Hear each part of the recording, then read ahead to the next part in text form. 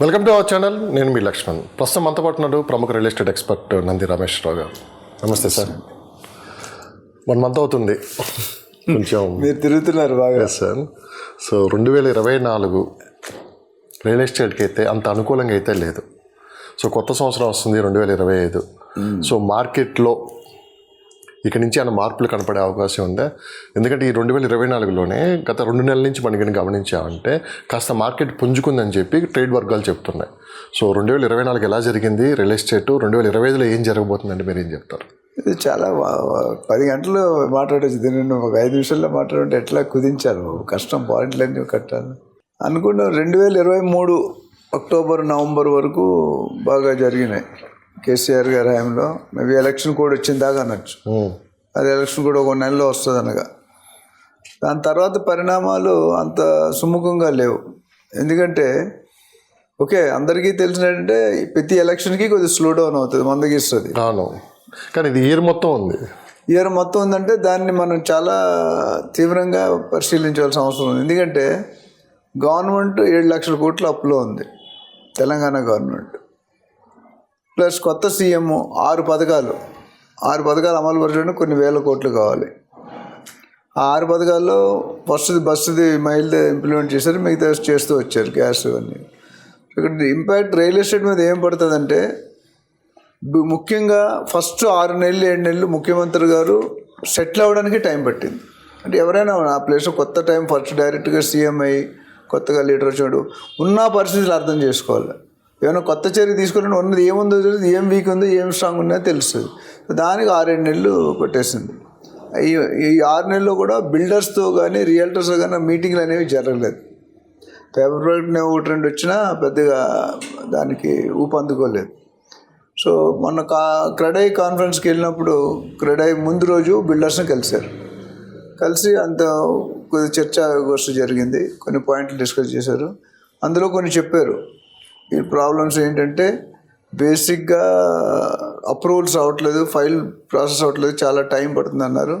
అంటే ఆయన ఏమన్నంటే if required మీరు నాకు ఒక ప్రపోజల్ పంపించండి, ఒక ఐఏఎస్ ఆఫీసర్ చీఫ్ సెక్రటరీ లెవెల్లో మీకు సపరేట్ డిపార్ట్మెంట్ పెట్టి మీకు మీ దగ్గరికే మా ఆఫీసర్లు వచ్చేటట్టు ప్లాన్ చేస్తాను. సో దట్ మీ టైం వేస్ట్. అది చాలా మంచి స్టెప్.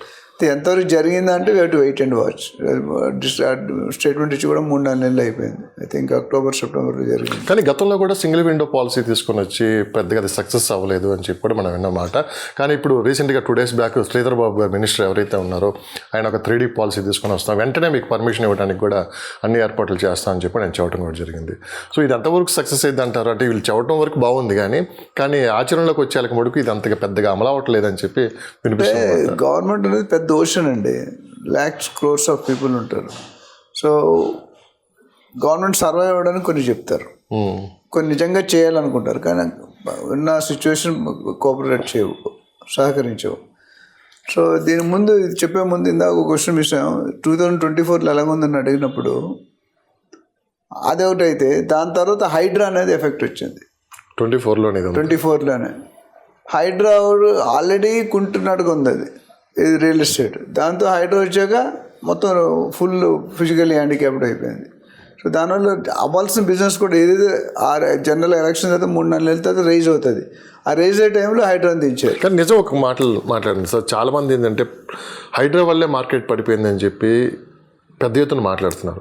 గ్రౌండ్ లెవెల్లో వాస్తవంగా హైడ్రా ఎఫెక్ట్ అనేది రియల్ ఎస్టేట్ మీద ఎంత పర్సెంటేజ్ చూపించిందని మీరు ఏం చెప్తారు? డెఫినెట్గా ఇంపాక్ట్ అయితే ఉందండి, లేదని చెప్పలేను. బట్ అంటే కంప్లీట్గా ఏం చెప్తున్నారంటే బయట హైడ్రా వల్లే మార్కెట్ పడిపోయిందంత హైప్ అయితే తీసుకొని వచ్చారు, కేవలం హైడ్రా మీద మొత్తం నెట్టేసి మాట్లాడటం కూడా జరుగుతుంది బయట. అంటే రాజకీయ వ్యూహాలు ఎట్లా ఉంటాయని మనం ఓపెన్ ఫోరంలో డిస్కస్ చేయలేమండి. హైడ్రా వల్ల రియల్ ఎస్టేట్ పడింది అనేది కొంతవరకు వాస్తవం, 100% వాస్తవం కదంటే. మీరు చెప్పేది ఏంటి, పబ్లిక్ ఎవరైతే మీరు అంటున్నారు సో కాల్డ్ పీపుల్, అన్ని ప్రాపర్టీలు పర్మిషన్లు FTAలో ఉన్నాయా, బఫర్ జోన్లో ఉన్నాయా, మొత్తం ఏ తెలంగాణ అంతా చెరువులే ఉన్నాయా? కాదు కదా. సో ఎవరైనా చెప్పేటప్పుడు కొద్దిగా థింక్ చేయాలి. ఒక ఛాన్స్ ఉంది కదా అని ఏది పడితే అది మాట్లాడకూడదు. సో నేనేమంటా అంటే హైడ్రా ఎఫెక్ట్ అనేది ఉంది, కానీ మనం అంతకుముందు కూడా మాట్లాడడం హైడ్రా యూటర్న్ తీసుకుంది 4 రోజుల తర్వాత, 2 నెలల తర్వాత ఫస్ట్ యూటర్న్, తర్వాత డబుల్ యూటర్న్. ఇప్పుడు అంత అగ్రెసివ్ లేదు, ఇప్పుడు ఎవరు మాట్లాడట్లేదు హైడ్రా. కానీ మీరు యూటర్న్ తీసుకున్నాను మీరు అంటున్నారు, హైడ్రా చేసే పనులు చేసుకుంటూ పోతూనే ఉంది. అంటే సోషల్ మీడియా వచ్చిన తర్వాత ఏం జరుగుతుందంటే ఏదైనా ఒక కార్యక్రమం మొదలుపెట్టినప్పుడు దాన్ని ఒక 10 రోజులు పెద్ద హైలైట్గా చూపించడం, తర్వాత ఆ ట్రెండ్ ఎప్పుడైతే అయిపోతుందో ఇంకా జనానికి కూడా బోర్ కొట్టిందో అప్పుడు దాన్ని వదిలేయటం, ఇదంతా కామన్గా చూస్తూనే ఉన్నాం. కానీ హైడ్రా డే 1 నుంచి ఎలా ఉందో ఇప్పటికి అలానే ఉంది. సో మనకు వినిపిస్తున్న మాట. లేదు, నేను 100% నా పర్సనల్ ఒపీనియన్ అంటే 100% కరెక్ట్ కాదండి. ఫస్ట్ నెలలో ఉన్న దూకుడు 2వ నెల లేదు, 2వ నెలలో ఉన్న దూకుడు 3వ నెలలో లేదు. ఇప్పుడు హైడ్రా గురించి ఎవరు ఎక్కువ మాట్లాడట్లేదు. ఎందుకంటే ఒక సిస్టమ్, ఒక CEO, కంపెనీ CEO మాట్లాడనుకోండి, చంద్రబాబు నాయుడు CEO అంటారు. అలా ఏదైనా ఒక 10,000 కోట్లు 5,000 కోట్లు CEO అన్నాడు. CEO మారినప్పుడు వాడి టీము, వాడి ఐడియా, వాడి లెవెల్స్ వస్తాయి. ఇప్పుడు ఇక్కడ కూడా అంతే ఉంది. కొత్తగా రేవంత్ రెడ్డి గారి ఏంటి ఆలోచన అనేది చాలా కరెక్ట్. ఏది తెద్దాం, చెరువులు కాపాడదాం, నాలాలు కాపాడదాం, పార్కులు కాపాడదాం అనేది కరెక్ట్. కానీ వాస్తవంగా చూస్తే తెలంగాణ ఇవ్వడం తప్పు కాదు, కానీ తెలంగాణ ఇచ్చే విధానం తప్పు అన్నారు. అంటే ఇక్కడ ఐడియా కరెక్టే, కానీ కొద్దిగా రీసెర్చ్ చేసి పెట్టుంటే ఈ ప్రాబ్లం లేకపోయింది. ఇప్పుడు ఏమైంది, రీసెర్చ్ లేనందువల్ల కొద్ది యాక్షన్కి రియాక్షన్ చూపించారు. న్యూటన్స్ థర్డ్లో అది for each and every action I have equal and opposite reaction. So నువ్వు ఇలాగంటే నేను ఇలాగంటా అన్నారు. అక్కడ కొద్దిగా టీచింగ్ ప్రాబ్లం తగ్గింది, అంటే కొద్దిగా పెరిగింది. ఏమైంది, నిన్న గోపరేషన్ ఇవాళ ఇల్లు కోలుకొట్టారు, ఎన్కన్వెన్షన్ తీస్తారు, మురళీమోహన్ గారు నోటీస్ ఇచ్చారు, పల్లా రాజేశ్వర రెడ్డి గారికి ఇచ్చారు. సో నేను అన్నది ఏంటంటే జరిగితే ఇక్కడ అప్పటికి ఇప్పటికి తేడా ఏంటంటే హైడ్రా U-turn W-turn ఎందుకనంటే ఇప్పుడు జవహర్ నగర్లో 1000 ఎకరాలు జాగా ఐడెంటిఫై చేసి ఎవరికైతే ఇల్లు కోలగొడుతున్నామో వాళ్ళకి ప్లాట్లు 100, 150 ఏదో సైజ్ చేసి ప్లాట్లు అలొకేట్ చేసి ఇస్తామన్నారు. దాంతోపాటు ఇల్లు కట్టైనా ఇస్తా అన్నారు, ఇల్లు కట్టుకోవడం డబ్బులైనా ఇస్తామన్నాడు. సో అది దాని దగ్గర స్లో అయింది. అట్లానే నోటీసులు లేకుండా సడన్గా సాటర్డే మార్నింగ్ పూట వెళ్ళి కూలగొట్టండి. సాటర్డే ఎందుకు వెళ్తారు, సాటర్డే సండే కోర్టు ఉండదు, స్టే కూడా తెచ్చుకోలేం. నాగార్జున గారు కూడా అదే సాటర్డే ఎర్లీ మార్నింగ్ వెళ్ళినట్టున్నారు.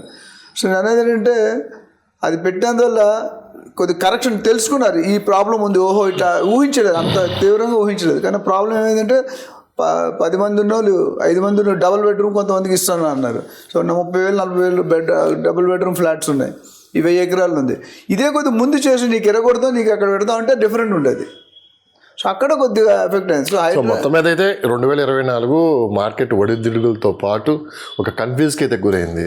కాస్త ఇప్పుడే కోలుకొని బయటకు వస్తున్నారు. 2025 అడుగు నవంబర్ 2024 నుండి కొద్దిగా ఎంక్వైరీ స్టార్ట్ అయ్యండి. డీల్స్ బిజినెస్ బాగా అయిపోతాను లేదు. September October almost stand still అయిపోయింది. బిల్డర్స్ రోడ్డు మీదకి ఉన్నారు ఆల్మోస్ట్. అంటే చావలేక బతుకుతున్నారు, బతలేక అట్లా ఉందన్నమాట. ఎందుకంటే ఓవర్ హెడ్స్ ఉంటాయి వాళ్ళకి, రెంట్లు కానీ శాలరీస్ కానీ ఇవన్నీ ఆఫీస్ మెయింటైన్ చేయని కొన్ని లక్షల కోట్లు, కొన్ని ఆఫీసులు కోట్లలో ఖర్చు పెడతారు నెలకి. ఇంకా లేదా ఎక్కడ చేస్తారు. సో ఇప్పుడు ఏమైందంటే నవంబర్ నుండి కొద్దిగా ఇక్కడ కాన్ఫిడెన్స్ లెవెల్ పెరగాలండి. సీఎం లాస్ట్ డిసెంబర్కి ఈ డిసెంబర్కి మాటలు చాలా తేడా ఉంది, కొద్ది ఇంప్రూవ్మెంట్ కనిపిస్తున్నట్టు అనిపిస్తుంది. కానీ ఇంకా ఫర్దర్ రావాలి ఇంప్రూవ్మెంట్.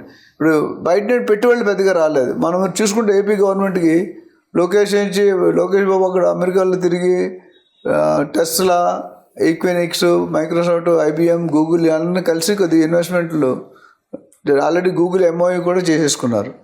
అట్లానే ఇక్కడ అంబానీ, అదానీ వీళ్ళందరూ యూట్యూబ్తో మాట్లాడుతున్నారు.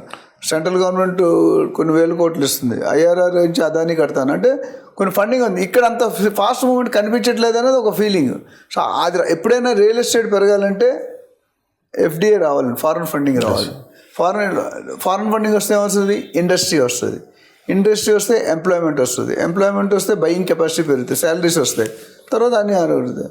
సో అది లేదు.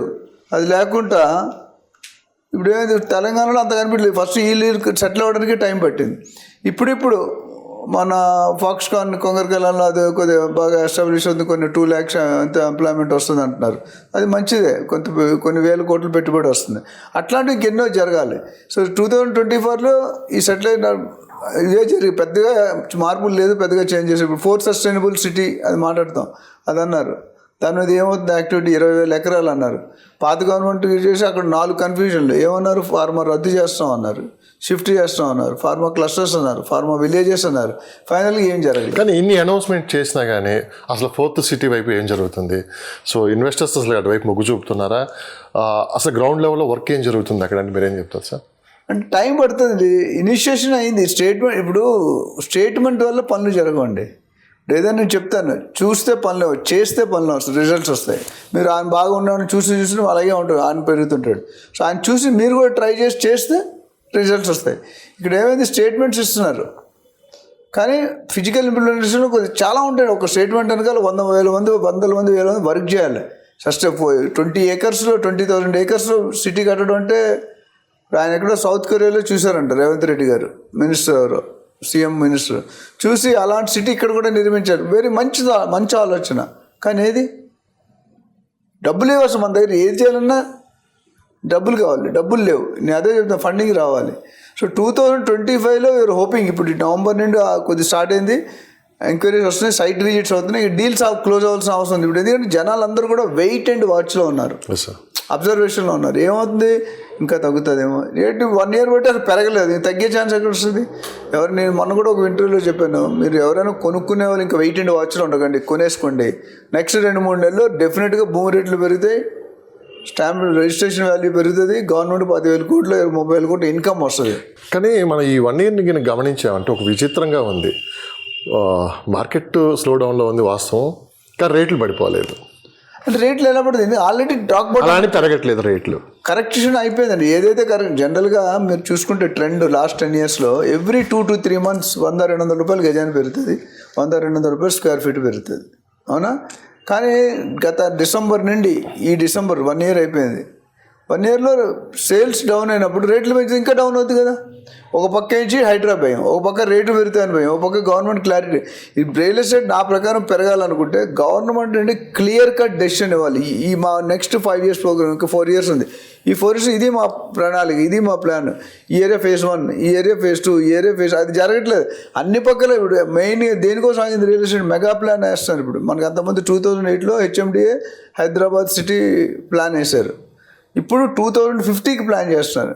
అప్పుడు హైదరాబాద్ ప్లాన్ చేస్తారు, ఇప్పుడు తెలంగాణ ప్లాన్ చేస్తారు. So it's very big subject, ఒక సిటీ నుండి మొత్తం స్టేట్ కవర్ చేయడం. ఇప్పుడు ఏమైందంటే ఆ ప్లాన్ వర్కౌట్ అవడానికి చాలా condition, latest technology, latest landscaping, latest designs, latest facilities, IGBC buildings, ఇవన్నీ రావాలి. అన్నీ రావాలంటే అంత ఈజీగా కాదు. సో వారికి సంబంధిత అధికారులు వర్క్ చేస్తున్నారు. ఆ ప్రణాళిక రెడీ అయితే కొద్ది క్లారిటీ లేదు ఇప్పుడు కూడా. మెట్రో ఎక్స్పాన్షన్ అంటారు, RRR కన్స్ట్రక్షన్ అంటారు, తర్వాత ఇండస్ట్రీ జోన్ అంటారు, తర్వాత యూనివర్సిటీ అంటారు, స్కిల్డ్ యూనివర్సిటీ, ఆనంద్ మహేంద్ర గారు చైర్మన్ అంటారు, sports city, international cricket stadium, golf course, ఒకటి కాదు కదా అన్నీ. సో ఇన్ని అట్లా అంటే చాలా. ఇప్పుడు హైదరాబాద్ వర్షాలు పడితే ఇప్పుడు ఏమవుతుందండి, రోడ్లు బంజారీలు జూలు suppose to be costliest area of AP and Telangana. కానీ ఈరోజు ఏమవుతుంది, వర్షం పడితే కార్లు బైకులు ములుగుతున్నాయి, మనుషులు కూడా ములుగుతున్నారు. మొన్నైతే కార్లు కొట్టుకుపోయినాయి. సో ఇప్పుడు ఈ 4th సస్టైనబుల్ సిటీ ఏదైతే ఉందో దీనికి భిన్నంగా ఉంటుంది. ఓకే, అంటే పొల్యూషన్ కానీ, డ్రైనేజ్ కానీ, పార్కింగ్ కానీ, ఇవన్నీ కూడా అండర్ గ్రౌండ్ అంటే బిలో గ్రౌండ్ లెవెల్లో పెట్టడానికి ట్రై చేస్తున్నారు. అది ప్లాన్. పొల్యూషన్ అన్నారు మీరు. రీసెంట్గా పెద్ద పెద్ద రాజకీయ నాయకులు కూడా కొన్ని హింట్స్ అయితే బయటకు వస్తున్నారు. హైదరాబాద్ 2వ రాజధాని అని చెప్పి కూడా పెద్ద ఎత్తున ప్రజల్లోకి తీసుకుని వెళ్ళే ప్రయత్నం కూడా చేస్తున్నట్టు కూడా కనిపిస్తుంది. ఢిల్లీలో పొల్యూషన్ బాగా పెరిగిపోయింది, ఢిల్లీలో సామాన్యుడు బతికే పరిస్థితి లేదు. సో అంతా పొల్యూట్ అయిపోయింది ఢిల్లీ అంతా. సో దేశం చూపు ఇప్పుడు హైదరాబాద్ వైపు ఉంది 2వ రాజధాని అని చెప్పి కొంతమంది పెద్దలు చేసిన వ్యాఖ్యలు మీరు చూసుంటారు. సో పేర్లు నేను అయితే ఇక్కడ చెప్పదలుచుకోలేదు. అసలు నిజంగా ఏం జరుగుతుందంటే ఏం చెప్తారు? సో నిజంగానే అలాంటి పరిస్థితులు వచ్చే అవకాశం ఉందంటారా? ఢిల్లీలో ఇప్పుడు ఉన్న వాళ్ళకి నెక్స్ట్ 10 years ప్రాణహాని ఎక్కువ ఉంది, ఎందుకంటే కలుషితం అవుతుంది. ప్రతి ఒక్క Delhi suppose to B capital of India కాబట్టి, అది క్యాపిటల్ కాబట్టి ప్రతి ఒక్కడు అక్కడ ఉండాలనుకుంటాడు. అందుకనే లేటెస్ట్గా ఢిల్లీ గవర్నమెంట్ అనేది ఎలక్ట్రిక్ వెహికల్స్ మీద ఫోకస్ పెట్టింది ఒకటి. రెండోది, ఇలాగే వదిలేస్తే ఢిల్లీ నెక్స్ట్ 10 years ఏం మిగలదు అక్కడ. హైదరాబాద్ అయితే చెరువులు మిగలను అక్కడ కూడా. అందుకనే మీకు చెప్పి అడ్వాన్స్ చెప్పలేదు, మీరేమన్నారు, సెకండ్ క్యాపిటల్ అన్నారు. అంటే ఇది అన్నది స్వయాన రాష్ట్రంలో అత్యంత ముఖ్యమైన నేత. ఆయన చెప్పింది ఢిల్లీ ఒకటే కాదు, పూణే గురించి మాట్లాడారు. ముంబైలో అత్యంత కాస్ట్లీ అయిపోయింది ముంబై అనేది, ఇంక విస్తరణ చేయడానికి అక్కడ లేదు. చెన్నై తీసుకున్నామంటే వరదలతోటి ఇప్పుడు వరదలు వచ్చినా చెన్నై మునిగిపోతుంది. ఇంకా చెన్నైలో ఆ క్లైమేట్ కావచ్చు, అక్కడ బతికే పరిస్థితి కూడా. బెంగళూరులో ట్రాఫిక్, బెంగళూరులో ఇంకా అసలుకి ఒక రకంగా మనం మాట్లాడుకున్నామంటే ఇప్పటికిప్పుడు అక్కడ ఏం చేద్దామని కుదిరే పని కాదు. ఇప్పుడు మనందరికీ దేశం మొత్తం కనపడుతుంది ఏకైకది ఒక హైదరాబాద్ అని చెప్పి కూడా ఆ ముఖ్యమైన నేత. హైదరాబాద్ ఇన్ఫ్రాస్ట్రక్చర్ బాగా బిల్ట్ అయిందండి. దాంట్లో ఇప్పుడు వరల్డ్లోనే టాప్ 5 కంపెనీలో ఫాస్టెస్ట్ గ్రోయింగ్. ఇండియాలో నెంబర్ 1, నెంబర్ 2లో వచ్చేసింది, అన్ని సిటీలని బీట్ చేసింది. మెయిన్ మీరు సెకండ్ క్యాపిటల్ అంటే నేను ఇంకా దానికి ఒక స్టెప్ ఎక్స్టెండ్ చేస్తున్నాను. నాకు తెలిసిన ఇన్ఫర్మేషన్ అంటే యూనియన్ సెకండ్ క్యాపిటల్ అయినా చేయాలి, యూనియన్ టెరిటరీ అలాగైనా చేయాలి. లేదా మూడోది ఫస్ట్ క్యాపిటల్ కింద ఆలోచిస్తుంది. ఈ పొల్యూషన్ ప్రాబ్లం వచ్చాక Hyderabad will be capital of India. అది ఎంతవరకు కరెక్ట్ అనేది మనకి, కానీ నిప్పులేంది పొగరాదు అంటారు కదా, అది ఎక్కడోసారి లీక్స్లు అయితే ఇస్తున్నారు. నరేంద్ర మోడీ గారు is very serious about Hyderabad. ఎందుకంటే హైదరాబాద్ సెంటర్ ఆఫ్ ది దీంట్లో ఉంటుంది, 4 పక్కల విస్తీర్ణం. ఇక్కడ నుండి వరంగల్ వరకు ఒకవేళ నిజంగా క్యాపిటల్ అయితే ఇక్కడ నుండి వరంగల్ వరకు మొత్తం సిటీ బిల్ట్ అయిపోతుంది.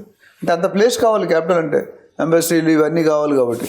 సో అది వస్తే కనుక ఇంకా ఇప్పుడే ఎవరు పట్టుకోలేకపోతున్నారు హైదరాబాద్ని. అది కానీ ఈ మూడిట్లో ఏది వచ్చినా, యూనియన్ టెరిటరీ అయినా, సెకండ్ క్యాపిటల్ అయినా, ఫస్ట్ క్యాపిటల్. సెకండ్ క్యాపిటల్ అంటే తెలిసిందే, బట్ ఫస్ట్ క్యాపిటల్ అంటే కొత్త స్టోరీ. ఆల్రెడీ సర్వే చేశారు ఒక 10 సిటీలు. మీరు చెప్పినట్టు చెన్నైకి వర్షం ప్రాబ్లం, బాంబేకి sea problem, Bengaluru traffic problem, మిగతా language problem, culture problem, living problem.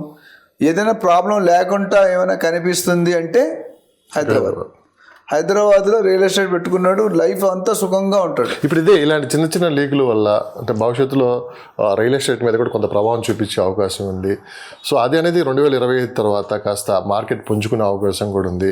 అంటే ఇది వాస్తవం నిజమో అబద్ధం ఎవరికి తెలియదు, లీక్స్ అయితే వస్తున్నాయి బయటికి, కానీ మార్కెట్ మీద కూడా కొంత ప్రభావం చూపించే అవకాశం ఉందని చెప్పి డెఫినెట్గా ఉంది. ఎందుకంటే హైదరాబాద్లో ఇప్పుడు రియల్ ఎస్టేట్ వెస్ట్ జోన్లో పెరిగేందుకు కారణం ఐటీ అండి. అఫ్కోర్స్ మిగతా వాళ్ళు కూడా కొంటున్నారు, బట్ ఐటీ 10 లక్షల మంది మనం మాట్లాడుకున్నాం. ఇండియాలో 50 లక్షలు ఉందంటే 10 లక్షలు బెంగళూరు, 10 లక్షలు హైదరాబాద్, మిగతా 30 లక్షలు మిగతా 28 రాష్ట్రాలు, 27 రాష్ట్రాలు. సో ఐటీ వల్ల పెరిగి, ఐటీకి ఏంటంటే వైఫ్కి హస్బెండ్, వాళ్ళ హస్బెండ్కి 1 lakh, వైఫ్కి 1 lakh, 2 lakhs, 1 lakh ఖర్చు పెట్టడం, 1 lakh ఈఎంఐ కట్టుకోవచ్చు లావిష్గా. కాకపోతే ఇప్పుడు లేటెస్ట్ ఏ కంట్రీ ఎకానమీ అయినా, ఏ స్టేట్ ఇప్పుడు ఇండియా ఎకానమీ బట్టి మన ఆంధ్రప్రదేశ్, మన తెలంగాణ ఉంటుంది. వరల్డ్లో యూఎస్ ఎకానమీ బట్టి కంట్రీలు ఉంటాయి. అమెరికాలో ఏది జరిగితే దాని రెప్లికా అవుతుంది. మనం ఏమంటే అమెరికాలో ఫస్ట్ వాడిన డిజైన్ 10 సంవత్సరాల తర్వాత మన కొత్త డిజైన్. అమెరికా రెసిషన్ ట్రంప్, ఇప్పుడు బైడెన్ ఉన్నప్పుడు ఏం జరగలేదు.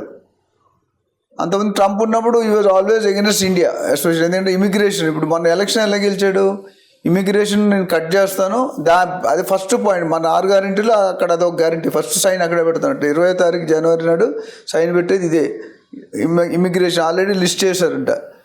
దాదాపు 2023లో 150,000 మంది పైన వెనక్కి వచ్చారు యూఎస్ నుండి, రకరకాల కంట్రీస్లో. ఈ సంవత్సరం నాకు ఇన్నర్ సోర్సెస్ ఇన్ఫర్మేషన్ అంటే దాదాపు ఇండియా నుండి 20,000 మంది, 18,000 నుండి 20,000 మంది, చైనా నుండి 37 నుండి 40,000 మంది ఆల్రెడీ లిస్ట్ చేస్తుంది. ఆయన ప్రెసిడెంట్ అవగానే వీళ్ళు బ్యాక్ డోర్ పంపించేస్తున్నారు. తర్వాత HB1 వీసా టైట్ చేస్తున్నాడు, లాటరీ సిస్టమ్ మాడిఫై చేస్తున్నాడు, అంటే చైల్డ్ సిటిజన్షిప్ క్యాన్సిల్ చేశాడు. సో ఇవన్నీ మన మీద ఇంపాక్ట్ అవుతుందండి. ఎందుకంటే గ్రోత్ కారిడార్లో ఉన్నాం మనం, వరల్డ్లోనే మంచి పొజిషన్లో ఉన్నాం. ఇప్పుడు ఇవన్నీ వస్తే ఆ బయింగ్ కెపాసిటీ తగ్గిపోతుంది కదా. ఈ సాఫ్ట్వేర్లు ఇప్పటికే నాకు దాదాపు కాల్స్ వస్తున్నాయి. ఒక 10 కాల్స్ వస్తే అందులో 5 కాల్స్ సాఫ్ట్వేర్లు ఉంటారు. Sir I want to do part time real estate, I want to do full time real estate. ఎందుకంటే సాఫ్ట్వేర్లో అంత పెద్ద తలకాయలు తీసేస్తున్నాడు. ఎక్కువగా 5 లక్షలు 10 లక్షలు శాలరీ ఉన్న వాళ్ళు అందరూ కంటే. ఎందుకంటే 10 లక్షలు ఒకటి పెట్టుకున్న వాళ్ళు చిన్నవాడిని 10 మంది పెట్టుకుంటారు. సో ఓవరాల్ ఈ యుఎస్ ఇంపాక్టు, దాని తర్వాత మీరు చూసుకుంటే గోల్డ్, ట్రంప్ గెలగానే షేర్ మార్కెట్ పడిపోయింది, గోల్డ్ మార్కెట్ పడిపోయింది. గోల్డ్ అయితే మీరు ఎక్కడి వరకు పెరిగిపోయింది, గోల్డ్ ఆల్మోస్ట్ 82,500 24 క్యారెట్ వెళ్ళింది. అట్లానే 22 క్యారెట్ అనేది 75-76 దాకా వెళ్ళింది. ఇప్పుడు మళ్ళీ గత 15 రోజులుగా కొద్ది తక్కువ అనుకుంటుంది. సో ఏదైనా నేను అనుకో నెక్స్ట్ 6 months యూఎస్లో సెటిల్ అయిన తర్వాత ఆల్మోస్ట్ 1,00,000కి వెళ్ళిపోతుంది గోల్డ్ తులం. వెండి ఆల్రెడీ 1 lakh దాటిపోయింది. ఎప్పుడు అది ఒక 1,10,000 1,15,000 అవుతుంది. దీనికి తోడు ఏమిటంటే మీరు ట్రంప్ గెలవడానికి కారణం ఎలాగో తెలుసా, ఎలాన్ మస్క్ ట్విట్టర్ను కొనేసాడు, ట్విట్టర్లో భారీగా క్యాంపెయిన్ చేశాడు. ఆయన పర్సనల్, ఆయన నిమిషానికి వేలల్లో సంపాదిస్తాడు. అలాంటి ఆయన పర్సనల్ టైం పెట్టి క్యాంపెయిన్ చేశాడు ట్రంప్ కోసం. ఈరోజు ట్రంప్కి గుర్తింపు వరల్డ్లో ఏ పొజిషన్ లేకుండానే నెంబర్ 1లో ఉన్నాడు. టెస్లా కానీ, స్పేస్ ఎక్స్ కానీ ఇవన్నీ చూసుకుంటే. ఇప్పుడు ట్రంప్కి యుఎస్ గవర్నమెంట్లో పొజిషన్ ఇచ్చారు అడ్వైజర్గా, డోజ్ అని, డిపార్ట్మెంట్ ఆఫ్ గవర్నమెంట్ ఎఫిషియన్సీ. అట్లా వివేక్ రామస్వామి ఇండియన్, ఆయన వీళ్ళిద్దరిని అడ్వైజర్ పెట్టి గవర్నమెంట్ పనితీరుని అబ్జర్వ్ చేయమన్నారు. మనకి ఇండియాలో పొలిటికల్ అబ్జర్వర్ వస్తారు, వీరప్ప మొయిలీ, గులాబ్ నబీ అందరూ వస్తుంటారు. అలాగే అక్కడ వాళ్ళు పెట్టి 2026 మన ఎకానమీ బాగా పెరగాలనే ఉద్దేశంతో ఉన్నాడు. అంటే ఎలాన్ మస్క్ కానీ గవర్నమెంట్ చేతులు ఉన్నదంటే ఇంకెప్పుడు ఆపలేడు. ఆయన అక్కడ ఇక్కడ ఇండియాలో అదానీ అంబానీ వీళ్ళు ఎక్కడ కాల్ పెట్టినా మిగతా వాళ్ళందరూ చిన్న చిన్న వాళ్ళందరూ ఎగిరిపోతారు, షూట్అవుట్ అయిపోతారు. అదాని అంబానీ అన్నారు మీరు. అంటే రీసెంట్గా ట్రంప్ పెట్టుబడులు కూడా హైదరాబాద్లో పెట్టబోతున్నారు ఆయన గెలిచిన తర్వాత. ఎప్పటి నుంచి ఒక ఐడియా ఉందని హైదరాబాద్లో ఇన్వెస్ట్ చేయాలని చెప్పి ఒక ట్రంప్ టవర్స్ కూడా నిర్మించబోతున్నారు. అదేవిధంగా అదాని కావచ్చు, అంబానీ కావచ్చు, వీళ్ళు కూడా హైదరాబాద్ వైపు ప్రత్యేక దృష్టి పెట్టారని చెప్పి కూడా బయట వినిపిస్తున్న మాట. ఆల్రెడీ సన్నాలు జరుగుతున్నాయండి. నేను చెప్పాను last time, Adani reality is already entering into AP and Telangana. Ambani already కొద్దిగా ఉన్నారు, ఇంకా పూర్తి స్థాయిలో వెళ్తారు. అయితే ఇక్కడ యుఎస్ గురించి ప్రస్తుతం ఎందుకు తెచ్చానంటే, యుఎస్ క్యాబినెట్లో 65-70% ఇండియన్స్ ఉన్నారంట. ఆడదే శత్రువు ఉంటారు జనరల్గా. ఇప్పుడు ఇండియన్స్కి మన ఇండియా వాళ్ళే మనం వద్దనుకుంటున్నారు కొత్త వాళ్ళని. ఎందుకంటే వాళ్ళకి పొజిషన్ టఫ్ అయిపోతుంది కాంపిటీషన్.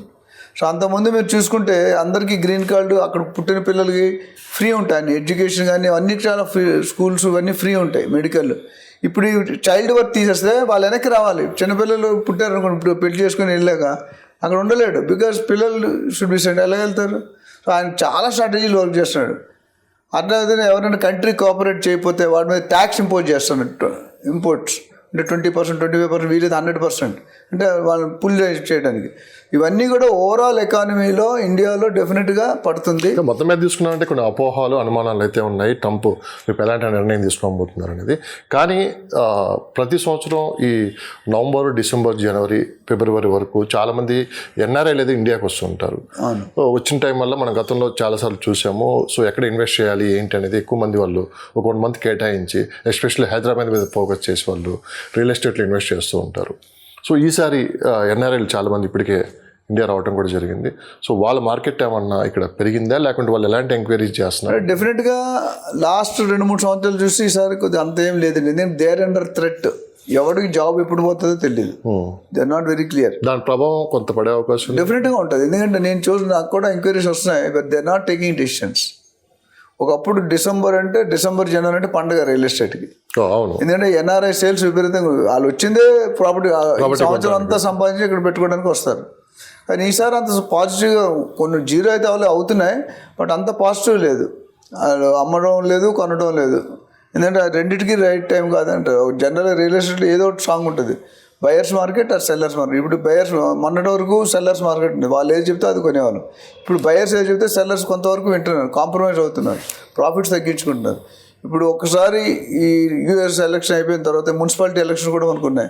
ఈ రెండు అయిపోయాక డెఫినెట్గా రియల్ ఎస్టేట్ రేట్లు మారితే పుంజుకుంటుంది, అందులో ఎటువంటి డౌట్ లేదు. ఎందుకంటే next 10 years real estate is going to rock in Hyderabad. మీలాంటి ఎక్స్పర్ట్స్ చాలా వరకు కన్ఫ్యూజ్ వాతావరణంలో పడేస్తున్నారు సార్ ప్రజల్ని. ఎందుకంటే కొనాల వద్ద అనేది ఒక కన్ఫ్యూజ్ వాతావరణం మీరు క్రియేట్ చేస్తున్నారు. వాస్తవంగా నేను కొన్ని ఓపెనింగ్ మాట్లాడదాం అనుకుంటున్నాను మీతోటి. సో జస్ట్ ఒక 8 months బ్యాక్ కొనేసేయండి, చాలా అద్భుతాలు జరుగుతాయి, మంచి మీకు అప్రిషియేషన్ వస్తుందని చెప్పారు. మళ్ళీ మీరే ఒక కన్ఫ్యూజ్ వాతావరణంలో తీసుకొని పోతున్నారు. ఇక్కడ ఏంటంటే చాలామంది ఇప్పుడు అప్పట్లో కొనట్లేదు, ఎవరిని పెడితే వాళ్ళు చూసి వెళ్ళి అంటే ఇన్వెస్ట్ చేయడం జరగట్లా. చాలామంది రీసెంట్గా ఏంటంటే ఇట్లా సోషల్ మీడియా వేదికగా కొంతమంది ఎక్స్పర్ట్స్ని వాళ్ళు చెప్పే మాటలు విని మీ సలహాలు తీసుకొని కొంతమంది ఇన్వెస్ట్ చేస్తున్నారు. ఇప్పుడు వాళ్ళు కూడా కన్ఫ్యూజన్లో పడిపోతున్నారు. ఎందుకంటే ఏం జరుగుతుందో క్లారిటీ మీకే తెలియనప్పుడు వాళ్ళు మిమ్మల్ని వచ్చి ఏం అడుగుతారు, వాళ్ళు ఎక్కడ ఇన్వెస్ట్ చేస్తారు. ఇది నేను అడిగిన దాంట్లో తప్పుగా లేదు. నేను ఎగ్రీ. నేను ఎందుకంటే నేను ఇప్పటికీ మొన్న కూడా వీడియో చెప్పాను, 2 నెలల ముందు కూడా మీకు చెప్పాను, మిగతా ఛానల్స్ చెప్పాను. కొనుక్కోవడానికి ఇది 100% రైట్ టైం, అమ్ముకోవడానికి రైట్ టైం కాదు. అమ్ముకోవాలంటే త్రూ అవే ప్రైస్కి ఇవ్వాలి. ఎందుకంటే గత 1 yearగా అనుకున్న ట్రాన్సాక్షన్స్ జరగలేదు. వాల్యూ వైజ్ పెరిగింది, నెంబర్ ఆఫ్ ట్రాన్సాక్షన్ తక్కువైనా వాల్యూ పెరిగింది. అదొకటి గవర్నమెంట్కి ఆదాయంలో పెద్ద మార్పు లేదు. కాకపోతే ఓవరాల్ సిచ్యువేషన్ ఇప్పుడు అంటే ఆగస్టులో మనకు ప్రకటన ఇచ్చాడు రేవంత్ రెడ్డి గారు రేట్లు పెంచుతామని. కానీ ఈ పొజిషన్ బాగోలేదు, మొత్తం ప్లాన్ రెడీ కాలేదు, సర్వే ఇంకా కంప్లీట్ కాలేదు, ఏ ఏరియాలో ఎంత పెంచాలనేది ఇంకా క్లారిటీ లేదని టైం కావాలన్నారు సంబంధిత అధికారులు. సో దానికి మళ్ళీ నవంబర్ అని చెప్పాడు. నవంబర్లో కూడా చేయలేదు. మేబీ నెక్స్ట్ ఫైనాన్షియల్ ఇయర్ లోపు డెఫినెట్గా జరుగుతుంది. కానీ మీరు చెప్పేదంతా అవుట్స్కర్ట్స్ మార్కెట్, మరి సిటీలో ఉన్న అపార్ట్మెంట్స్ ఎందుకు ఖాళీగా ఉన్నాయంటే? ఖాళీ ఉన్నాయంటే సిటీలో ఖాళీ ఉన్నాయంటే ఆ మార్కెట్ వేరు, ఈ మార్కెట్ వేరు. వేరేనా? At the end of the day ఎన్ని ఉద్యోగాలు పోయో చెప్పాను నీకు, ఎన్ని లక్షలు తీసేస్తున్నారు. Major portion contribution to real estate is software డౌట్లో ఉంది. ఇప్పుడు అమెరికాలో ఉన్నా ఇక్కడ ఎప్పుడు ఎంతమంది తీసేస్తారు, లక్షల మంది, 1,50,000 తీస్తారు నాకు లాస్ట్ 1 yearలో. ఇయర్లో కూడా అంతమంది 1,80,000 దాకా అంటున్నారు, ఎంతో 10,000 ఇటు అటు. సో మేజర్ జంక్ మీ గ్రోత్ అంతా చూస్తే తెలంగాణలో హైదరాబాద్ వెస్ట్లోనే అయింది. శంకర్పల్లి, మోకిల, గచ్చిబౌలి, ఫైనాన్షియల్, తెల్లాపూర్, కొల్లూరు, సంగారెడ్డి ఇటే అయింది, ముంబై బెంగళూరు, మిగతా ఏరియాలో ఏమో ఇప్పుడు కూడా అవ్వలేదు. సో గవర్నమెంట్ ఫోకస్ అనేది పాత గవర్నమెంట్ పెట్టింది, అది నడుస్తుంది. ఇప్పుడు 2024 ఇంకొక 5 to 10 days అయితే మనకి కొత్త సంవత్సరంలోకి అడుగు పెడుతున్నాం. మార్కెట్ 2024 చూసారు, 2025లో ఏం జరగబోతుందో కూడా మీరు చెప్తున్నారు. ఇప్పుడు మీరు ఇన్వెస్టర్స్కి ఇది రైట్ టైం అని ఇన్వెస్ట్ చేయడానికి కాదా, వెయిట్ చేయమంటారా? గతంలో చూసిన అన్ని పరిణామాలు మీకు తెలుసు, మీరే చాలా ఇంటర్వ్యూలో మాట్లాడారు. ఇప్పుడు మీరు ఇచ్చే సలహా ఏంటి? క్లియర్ అండి. ఇప్పుడు గత 9, 10, 11 monthsలో బిజినెస్ అనేది పెరగలేదని మీరు ఇందాక మీరే చెప్పారు. రేట్లు ఎక్కడ జనరల్ టెండెన్సీలో బిల్డర్ అనేవాళ్ళు, డెవలపర్ ఎవరైతే ఉన్నారో 2 నుండి 3 నెలలకి 10% 5% పెంచుకుంటూ పోతారు. ఇదే మన ట్రెండ్ ఏంటి, 5 సంవత్సరాలు డబుల్ అవుతుంది అంటున్నాం. అంటే ఎవ్రీ ఇయర్ 20% పెరగాలి కదా. అవును, ఎవ్రీ ఇయర్ అంటే సంవత్సరానికి 3-4 సార్లు రేటు పెంచుతారు. 20% సపోజ్ ₹1,00,000 అంటే 20 లక్షలు పెరగాలి. 20 లక్షలు 3 నెలలకు ఒకసారి 5 లక్షలు పెంచితే అవుతుంది. సో ఒకటి. రెండోది HYDRAA effect, FTL, buffer zone, దీని మీద కొద్దిగా ఎఫెక్ట్ పడింది. మూడోది గవర్నమెంట్ US రెసిషన్ ప్రాబ్లం ఉంది. అదే సార్, ఇవన్నీ మనం మాట్లాడుకున్నాము. ఫైనల్గా ఇవన్నీ చూసాము. ఇంత మించి పెద్ద ప్రాబ్లమ్స్ అయితే చూడటానికి కనిపించట్లేదు ఏమి. సో ఇవన్నీ ఒక్కొక్క ప్రాబ్లం రెక్టిఫై అయ్యకుండా వస్తూనే ఉంది. ఇప్పుడు ఇన్వెస్ట్ చేసే వాళ్ళకి మంచి టైమా కాదా? 120% మంచి టైం అండి. ఎందుకంటే ఇటు పైన ఈ 10 నెలల్లో కూడా ఏం తగ్గలేదు. మనం మార్కెట్ రిజిస్ట్రేషన్ ప్రైస్లు ఎక్కడా తగ్గలేదు, అట్లనే ప్రైస్లు ఎక్కడా పెరగలేదు. అంటే మీరు అడ్వాన్స్ 1 yearకు మీకు బెనిఫిట్ వస్తుంది. యాక్చువల్లీ అన్ని గవర్నమెంట్ కరెక్ట్గా ఉంటే ఈ పాటికి ఇప్పుడున్న ప్రైస్లు 20% పెరిగేవి. సో మీకు ఈ 20% బెనిఫిటే కదా, పెరగలేదు. ఇంకా ఎక్కువ ఆగితే లక్కీ భాస్కర్ సినిమాలో అయిపోతుంది. లక్కీ భాస్కర్లో ఏమన్నాడు, ఆట ఎప్పుడు మొదలు పెట్టావు అనేది ఇంపార్టెంట్ కాదు, ఆట ఎప్పుడు ఆపావు అనేది ఇంపార్టెంట్.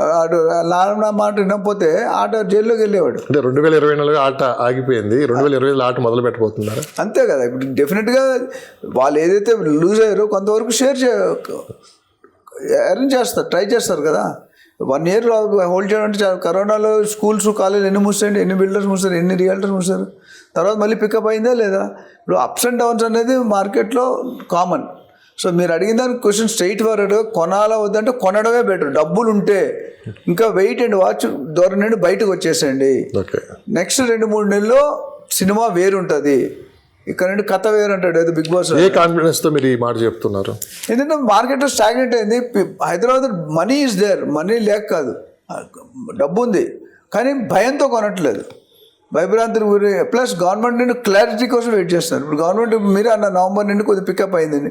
సో ఇంతవరకు 1 year ఆగింది, ఇప్పుడు పెరుగుతుంది, అది కంటిన్యూ అవుతుంది.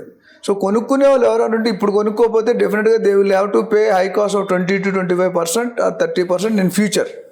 అది డౌటే లేదు. సో ఇందులో ఇంతవరకు ఆగడం వేరు, ఇప్పుడు నుండి ఆగడం వేరు. ఆగింది చాలు, ఇప్పుడు డెసిషన్ తీసుకోండి, సొల్యూషన్ ఫ్రీజ్ చేసుకోండి. రేటు మాకు డబ్బులు సరిగ్గా మొత్తం లేకపోయినా 25% ఇచ్చి అడ్వాన్స్ ఇచ్చి సేల్ అయినట్టు రేటు మారదు తర్వాత గవర్నమెంట్ పెంచిన. సో ఓవరాల్గా పెట్టుకోవడానికి అయితే మాత్రం పాజిటివ్. అదే ల్యాండ్ ఏ సెగ్మెంట్ అని హైదరాబాద్లో నేను చెప్పాను, రోటీ, కపడా, మకాన్, తిండి, బట్ట, గూడు లేకుండా ఏ ఫ్యామిలీ బతకలేదు.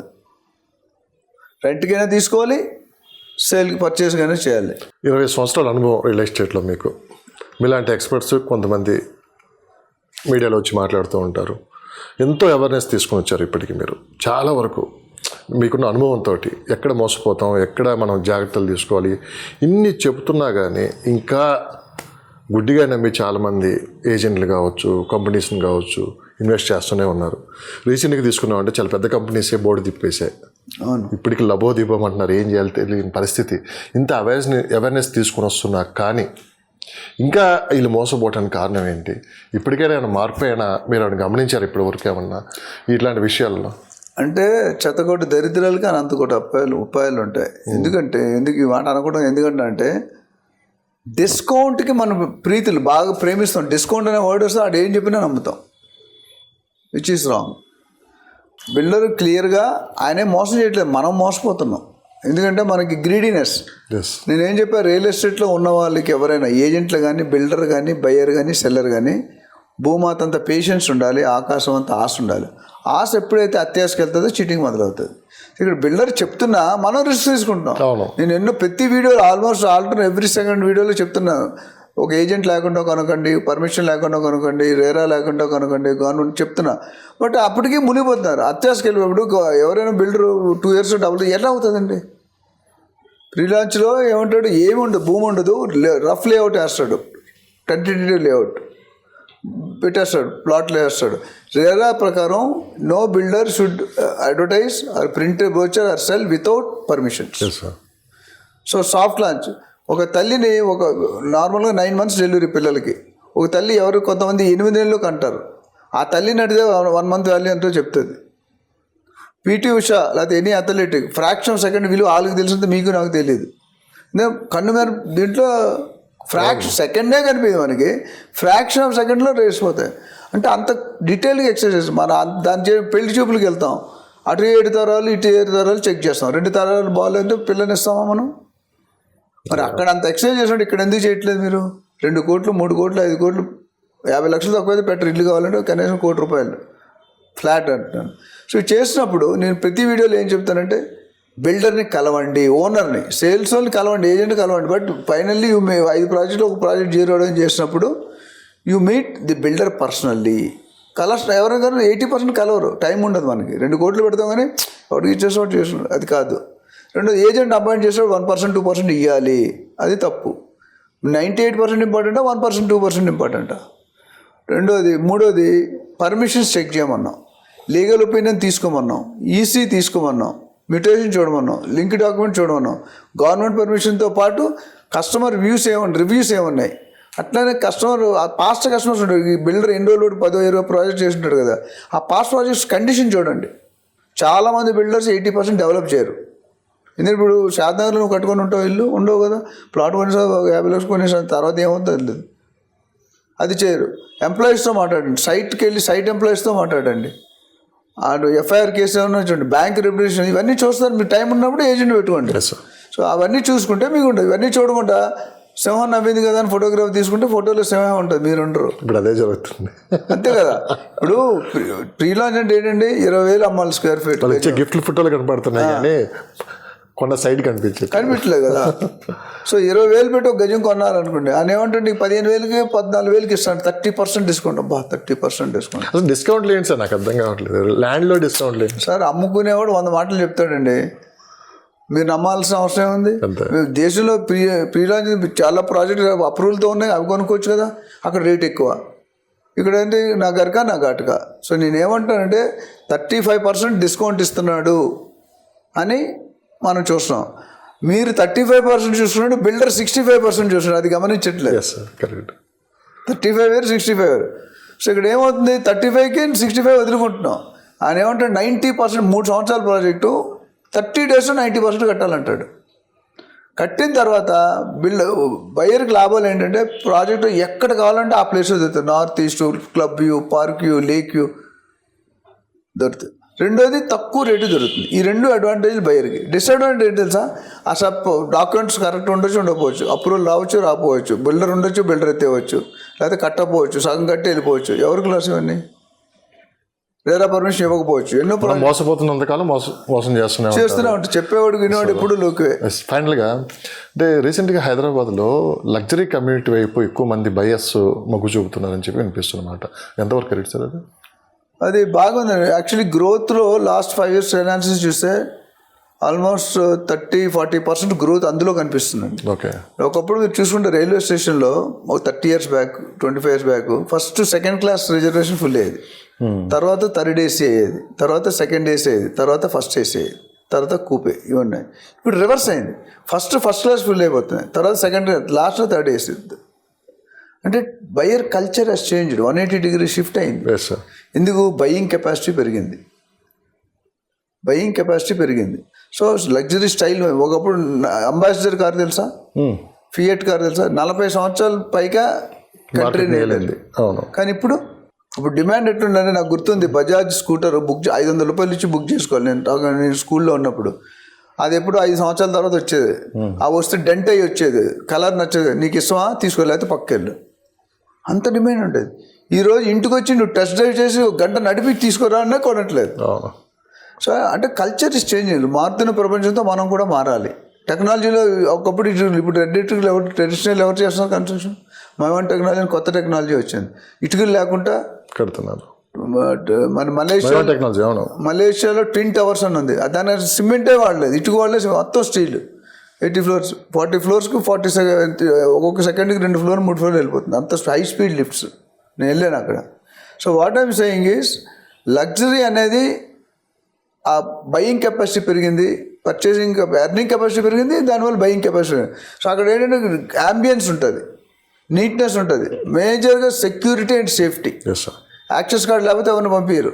ఇప్పుడు ఇండిపెండెంట్ మీరు ఎప్పుడైనా రావచ్చు, ఎవడైనా రావచ్చు, కత్తిలు పట్టు రావచ్చు, గన్నులు పట్టు రావచ్చు, పిస్టల్ పట్టు రావచ్చు, తర్వాత ఏమంటారు సెకండరీ ఫ్యాక్టర్.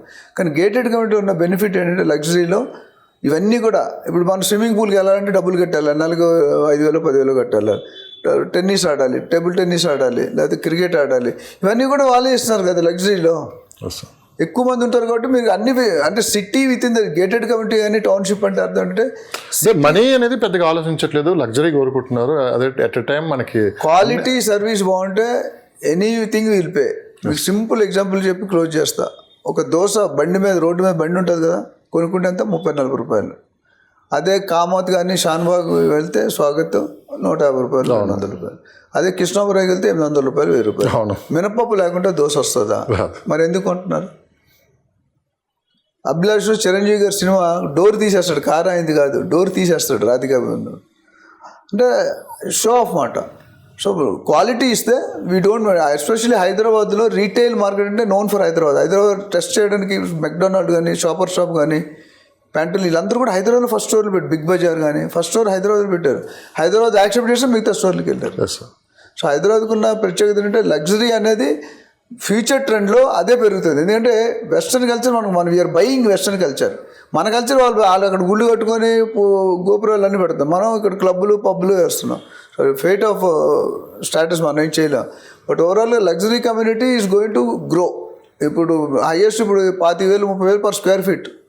కానీ రీసెంట్గా ఎవరో ఒక మాట అన్నారు సార్, అంటే అమెరికన్స్ కన్నా ఇండియా వాళ్ళు చాలా ముందు వరుసలో ఉన్నారు, అంటే వాళ్ళ టెక్నాలజీకి కావచ్చు, లేకుంటే వాళ్ళ లైఫ్ స్టైల్కి కావచ్చు, అమెరికన్ దాటిపోయారు మన వాళ్ళు, ఇప్పటికే ఇది బయట కనిపించట్లేదు అని చెప్పి అనిపిస్తున్నమాట. నేను ఒక సామెత చెప్తాను, మీరు అందరూ బాగుండాలి, దానికి కారణం నేనే ఉండాలి. అమెరికాలకు ఆలోచించట్లేదు. ఏంటంటే ఇప్పుడు మీరు చెప్పారు మీరు అన్నట్టు గుళ్ళు గోపురాలతో వాళ్ళు తిరుగుతుంటే మనమంతా వాళ్ళ కల్చర్కి అలవాటు పడి ఇక్కడ అన్ని డ్రగ్స్ కానీ కల్చర్ కానీ ఇవన్నీ వచ్చేసాయి కదా, అదన్నీ మాట్లాడుకోవడం అంత కరెక్ట్ కాదు. దిస్ ఈజ్ ఫ్యాక్ట్ ఏంటంటే అదే. Right sir.